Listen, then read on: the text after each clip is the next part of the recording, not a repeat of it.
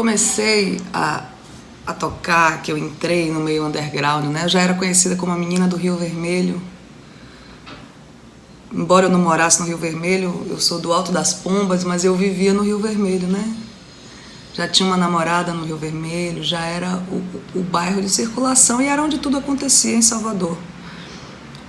Então existia o Ideário, existia o Calypso, existia o Alambique, o Café e Cultura. E Café e Cultura, por exemplo, eu comecei fazendo backing vocal para um cover de Raul Seixas, que chama Eli Pinto.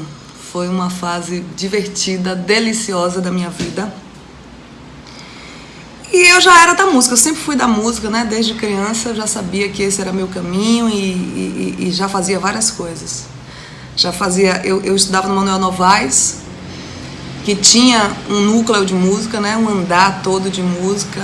Então lá eu estudei clarineta, eu fiz violão com Chenô, clarineta com Pedro Robato, conheci mestre Cacau do pandeiro, comecei a estudar pandeiro com ele, depois fui tocar nas rodas de choro do Teatro Vila Velha e a noite era do Rio Vermelho.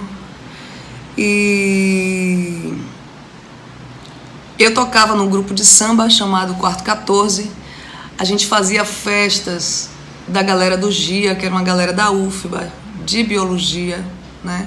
E também uma concentração muito grande da galera de humanas.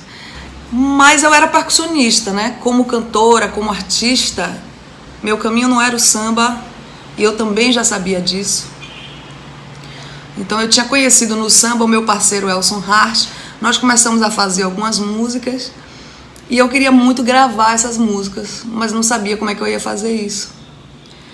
Aí um dia eu lendo o jornal, né, eu estava sempre vendo o nome de um produtor musical que produzia a cena do rock na Bahia, que era a cena forte, 2005.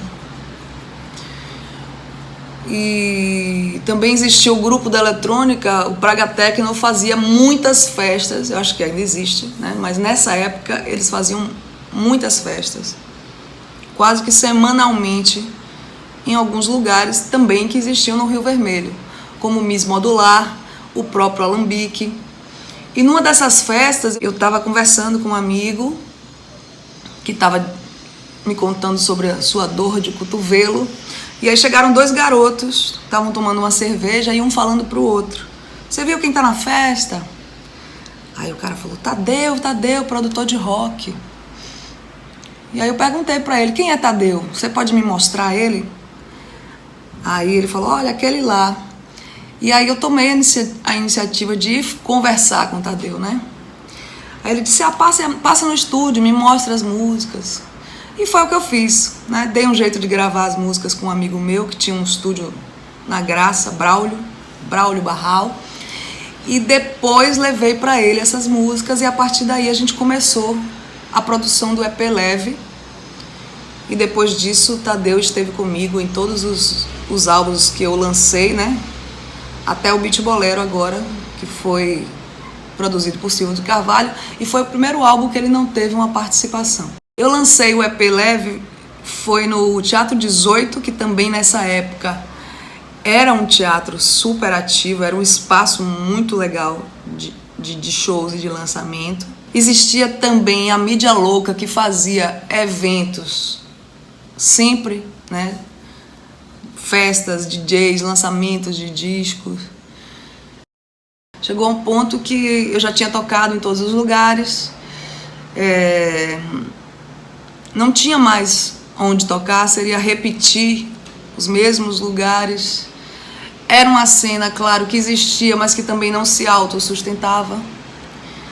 E eu acabei sendo convidada para cantar em São Paulo, no Sesc Pompeia, pelo Pedro Alexandre Sanches, que era jornalista da Folha na época e curador do projeto Prata da Casa.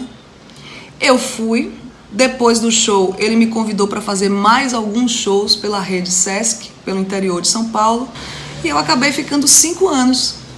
5 anos em São Paulo, vivendo também a cena underground que existia lá naquela época, que era incrível.